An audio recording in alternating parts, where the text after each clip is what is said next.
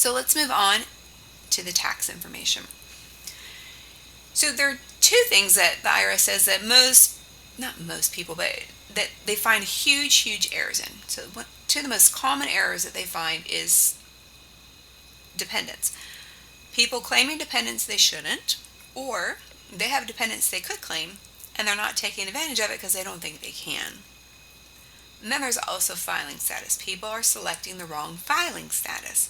And you'll see why that matters in a little bit. But let's talk about dependents first. The IRS classifies dependents in one of two categories. There's the qualifying child or the qualifying relative. In your publication 4012, on page C3, I believe it is, you'll find this table. This shows you the test to be a qualifying child and the test to be a qualifying relative. And we always try to put everybody on the test on the left, the qualifying child test first. This is the best one. If we fail this test, then we look at the column on the right hand side. So to be a qualifying child of somebody, and I want you to understand that the IRS uses the words qualifying child and relative a little bit differently than most people do. So don't just take them literally as child. So in order to be a qualifying child, you have to pass all 6 tests on the left. If you fail any one of these, you stop and then go to the right side and go through those 4 tests. If you fail any of these, you can't put them on the tax return. If they pass either one of these tests, then they can go on the tax return. It can't be both. So qualifying child is the best. If they don't qualify as a child, we see if they qualify as a relative. If they don't, then it can't be on the return. So we're going to start at the top. When somebody's trying to claim somebody on the return, the very first thing we need to figure out is, do they pass the relationship test? So the child must be, that you're trying to claim, the dependent you're trying to claim must be your child or a stepchild or a foster child. Those make sense, right? As for the word child.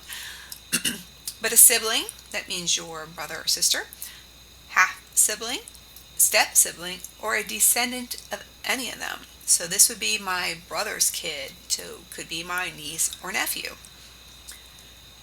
An adopted child is always treated as your own child. And there's also foster children. If they pass the relationship test, then we want to see if they pass the age test. So to be considered your child for tax purposes, they need to be under 19 at the end of the year. Or B, they need to be under 24 and a full-time student. And you need to underline that, full-time student. So if they are 19, 20, 21, 22, or 23, if they are not a full-time student, which usually is about 12 credit hours, or they could be a high school student, right? They fail this test. Or C here, any age and permanently and totally disabled. So this could be your 22-year-old totally and permanently disabled child. This could also be your 37-year-old permanently and totally disabled son. So that's the age test. Do they meet one of those 3? If they do, then we look at number 3. Did they live with you for more than half the year? This is the residency test. I do want to state that if the person is away temporarily, an example of that would be they're away at college. That's considered a temporary absence. Maybe they went away to go work somewhere for a month, but they're coming back. That's temporary. So they have to live with you for more than half the year unless they're away at college as a temporary thing, expected to come back, or a short-term work assignment, or in juvenile detention for a short period of time. Then there's support. Notice it says the child must not have provided more than half of his or her own support for the year. It does not say that the person trying to claim them has to support them. So, and if you think about this, if I am a child, if I'm 18 or 19 years old, and I make enough money to support myself, even if I'm 19 years old and full-time, if I'm paying more than 50% of my own bills, the cost of where I live and the utilities and the food, then guess what? You can't claim as a dependent because I'm supporting myself. Again, it doesn't say that the person trying to claim them has to support them. It's saying they can't be supporting themselves. They also, number 5, can't be filing a joint return with a husband or wife or spouse. And number 6 is nobody else can claim them, because only one person can claim somebody as a dependent. So, if we have Sue, only one person can claim Sue. If we have Juan, only one person can claim Juan. So I can't claim somebody else if somebody else can claim them. If we pass all these tests on the left-hand side, they're considered a qualifying child. If they don't pass any one of these tests, then we see if they pass the qualifying relative test. So the first rule of the qualifying relative test is, they can't be a qualifying child for you or anybody else, and nobody else can claim them as a dependent. Okay, again, only one person can claim, a person can only be claimed by one person. Okay, so they pass that test. We look at number 2. 2 has 2 parts to it. They either have to be related to you, and this says here, the person either must be related to you in one of the ways listed under relatives who do not have to live with you. See table 2, step 2, and I'm going to pop that up here real quick for you. Look at all these different types of relationships. They were either your child or stepchild or foster child or a descendant of any of them. For example, nieces, nephews, grandkids, right? Or your sibling or half-sibling, or a child of any of them, so that's your nieces and nephews, right? Any person, or was the person your parent, or an ancestor, that would be a grandparent, or a sibling, now we're talking about aunts and uncles of either of them. And then, of course, we have the step relationships, step brothers and sisters, parents, in-laws, and all that kind of stuff. But notice, they don't have to live with you. So do we have this relationship whether or not they live with you? Or, this is important, this word or they don't have to be related to you in any way whatsoever. But if they're not related to you, they must live with you all year.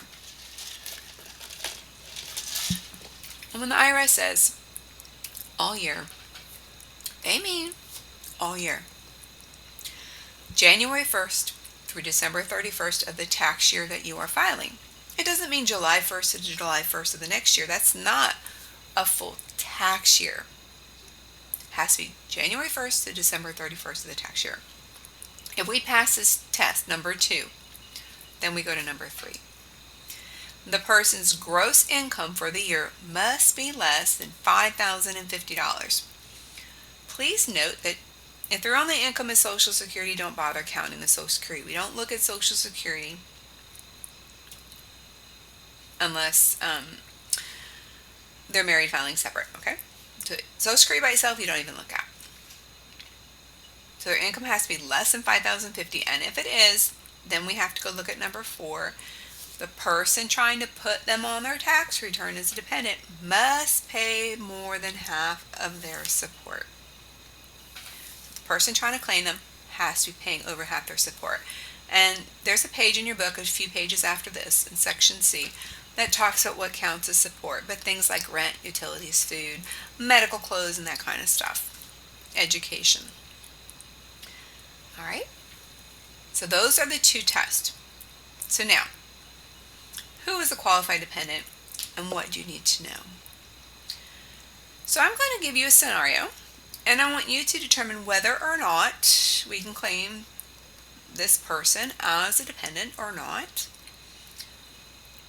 Do we have enough information or not? If we don't have enough information, what else do we need to know? Laura's son Tom is 18 years old, and he lives with her, but he earns $25,000 a year from his job. Can she claim him or not? Do we have enough information? If not, what do we need to ask?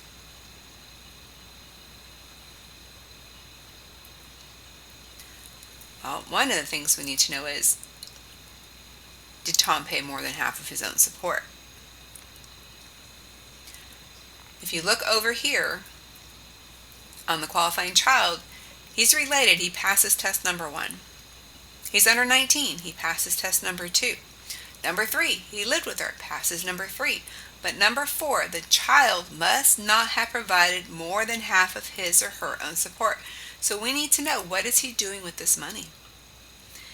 If he's putting this money in a savings account and saving it for the future, for college or whatever, if he's not using it to support himself, his parents are still supporting him, they can claim him as a dependent. If he is using this money to help pay the bills and help pay his way, and he's paying over 50% of his support, parents cannot claim him. So these are questions we need to know. Anna's friend Rachel has lived with her for 6 months after losing her job. Rachel does not have any income. Can Anna claim Rachel? Do we have enough information? Do we need to ask some questions?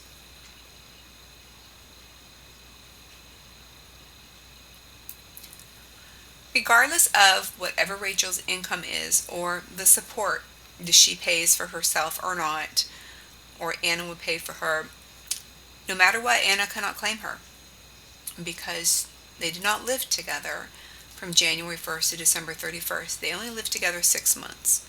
They are not related. It's a friend.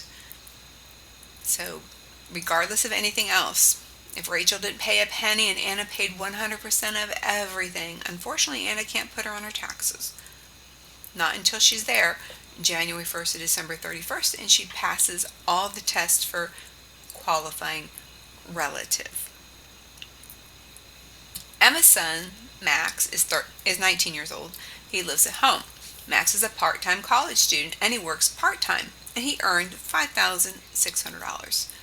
Is Emma allowed to claim Max as a dependent?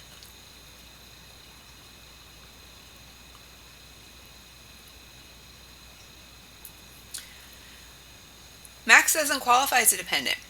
If we go back to the qualifying child test on the left-hand side, he's related.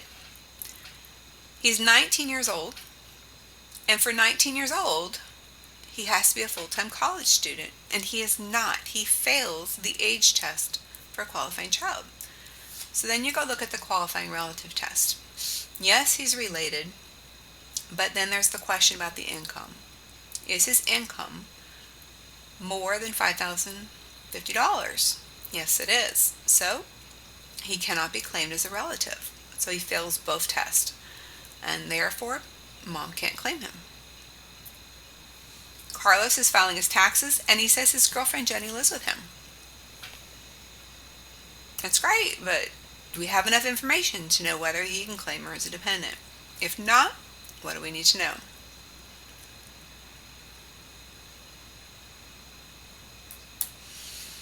We need to know, how much was her income? Did she live with him the entire year? Did he pay more than half her support? That's just like the minimum we need to know in order to know whether he can claim her. And yes, boyfriends and girlfriends can claim each other, provided they pass that qualifying relative test. The next thing that most people make a lot of mistakes on is filing status. And in order to determine filing status, you need to know what their marital status was on December 31st, 2024. What was their their marital status on the very last day of the tax year? Were they legally married, legally divorced, or single? Or are they a widow or widower? Did their spouse pass away? We need to know that in order to determine their filing status. Don't assume. You have to ask questions. No matter what they put on that paper, you need to ask questions. So, the 5 filing statuses that we have for taxes are single. So if they've never, ever been married, or they're legally divorced, or their spouse passed away a long time ago, and they have not remarried, they could file as single. Married filing separate means you are legally married to someone, but you choose not to file a tax return with them. It doesn't matter where you live. This has nothing to do with living arrangements. My husband and I are legally married. We choose to file our taxes separate. We keep our finances separate. That's a choice we make. Just because we're married doesn't mean we have to file together. Now, there are people who are married who don't live together and don't get along, and they are married filing separate as well, and that's okay. But you can be living together as well. Married filing jointly. Again, we're legally married. We could choose to file jointly if we want. We don't have to. You also don't have to live together to file jointly.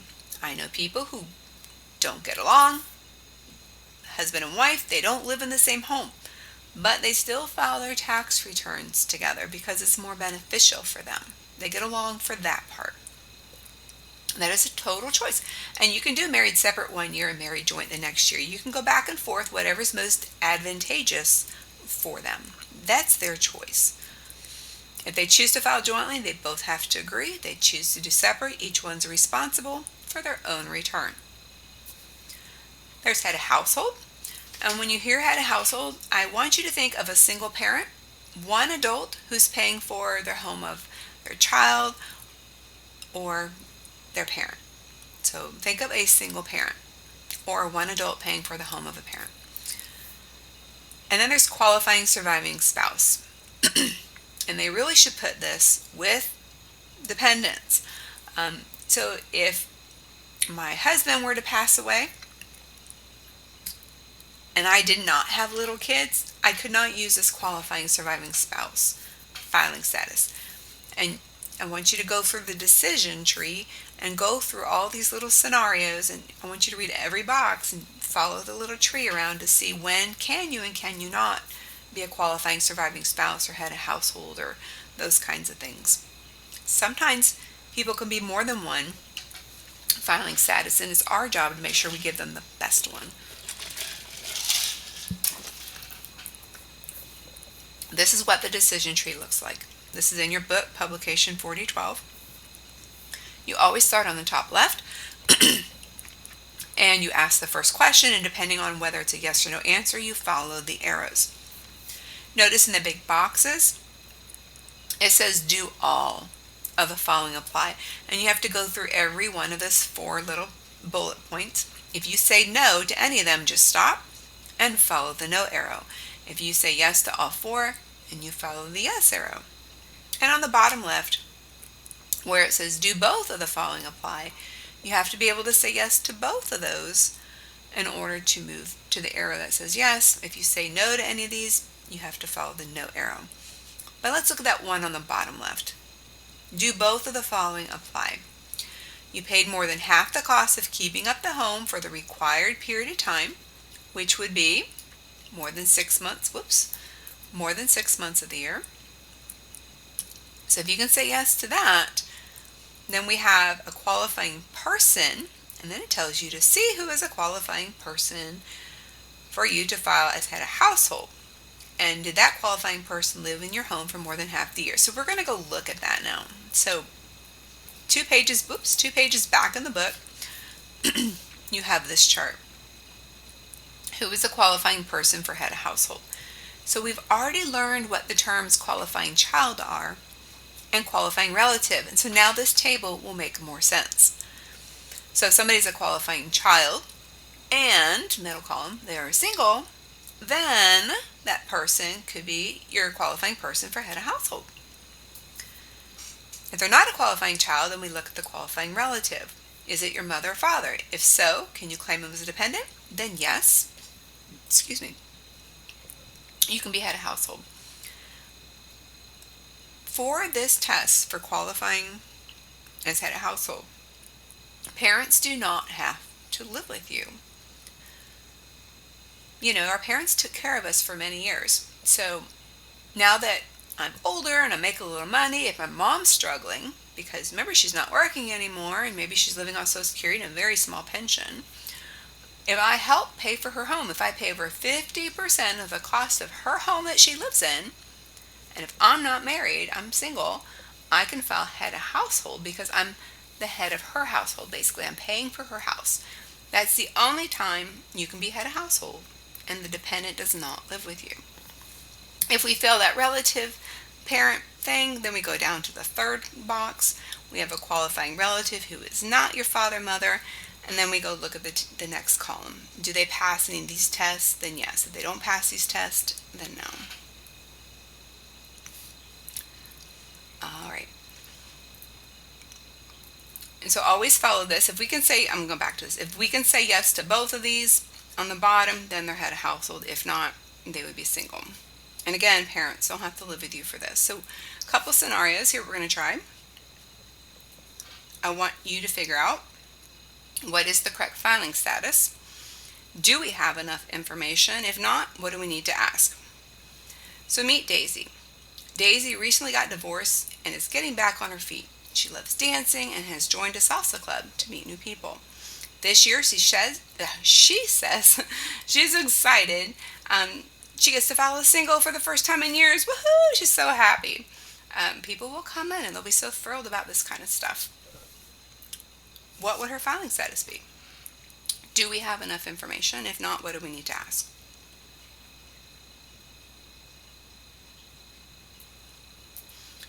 Well, the first thing you're going to ask somebody when they mark on their paper that they're divorced is you need to ask them, when did you get divorced? I always ask them, so you're legally divorced. You need to throw that word legally in there. True story, I had a lady, she marked on there that she was divorced. And I asked her, like I ask everybody, are you legally divorced? And she said, well, I said, no. I said, so you're still legally married? She goes, well, yeah, I just ain't seen him in 20 years. So I'm like, well, if you're legally married, you have to file married joint or married separate. She had no kids, so she couldn't qualify for head of household. She goes, well, I've been filing single for 20 years. I said, well, I'm sorry, your tax return has been done wrong for the last 20 years. If you're legally married, you cannot file single. So she filed married separate that year, and then she's going to work on getting divorced. But you have to know those questions. When they come in, they're going to see you in January, February, March, or April, and sometimes even June or July. They're going to put on that paper that they have to fill out what their status is right then while they're sitting in front of you. So always ask, what were you on December 31st? So that's a question we need to know. Meet Crystal and Stan. Crystal and Stan are a young couple who proudly declare they're married. They walk into the tax office with a shoebox full of crumpled receipts, envelopes, a half-eaten sandwich, and they argue over whether their pet turtle, Sir Shelley Slowpoke, counts as a dependent. Tax preparer braces for an interesting session. What would their filing status be? Do we have enough information?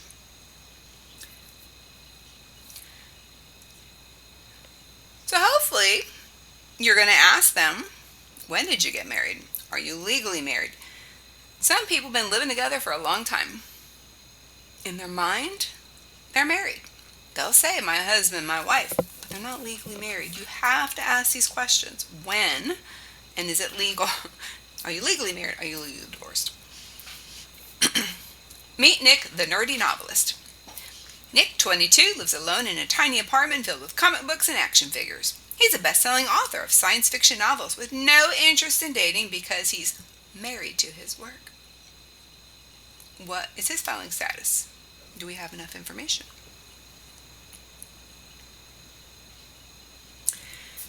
And he is single. This one was like a lot of these are easy in real life, but some of those just don't assume. Please, no matter what you do, don't assume. Meet Bossy Ben and Rolling Eyes Rachel. Ben works while Rachel stays home to take care of the house and him. Ben says he can file head of household and he makes all the money and he pays all the bills. He also says that Rachel is his dependent. What is his filing status? Do we have enough information? If not, what do we need to ask?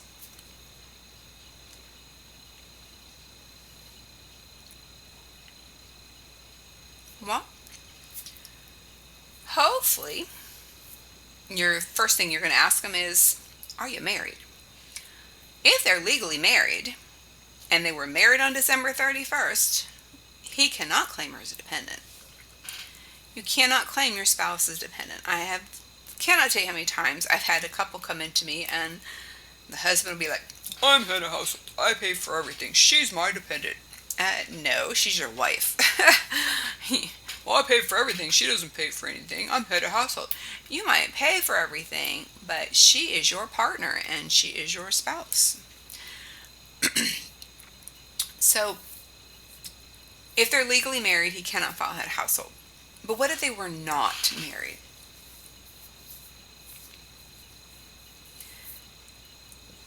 If you go back through the head of household filing status thing, we need to know, would she count as a qualifying child? Well, obviously not. What about a qualifying relative? Can she be considered a qualifying relative? Well, we need more information. We need to know, how long does she live with him? Was it the whole year? Does she work? Does she make any money? Is he providing more than 50% of her support? If she's a qualifying relative, can he file head of household? You need to go back to that chart again. And the answer is no, there's not that relationship. And I'll pop back there real quick. So we know she's not a qualifying child. Second row, she's not a parent. So third row, qualifying relative. Well, if she didn't work or her income was really, really low and she lived there the entire year, it's possible she could be a qualifying relative. Let's just say that she is. Your relative who lived with you more than half of the year and you can claim them as a dependent, let's just say that he can, and is one of the following. And then we list all these relationships here. Relationships by blood or by marriage. She doesn't qualify for one of these. So, no. So that test doesn't go. The second one is your relative who didn't live with you. That's a no. The one below that is your relative isn't related to you. A no. So in order for head of household, there has to be that relationship, that blood or marriage relationship. Okay, we're going to skip these. And meet Ricardo. His intake form says he's never been married. What would you put for filing status?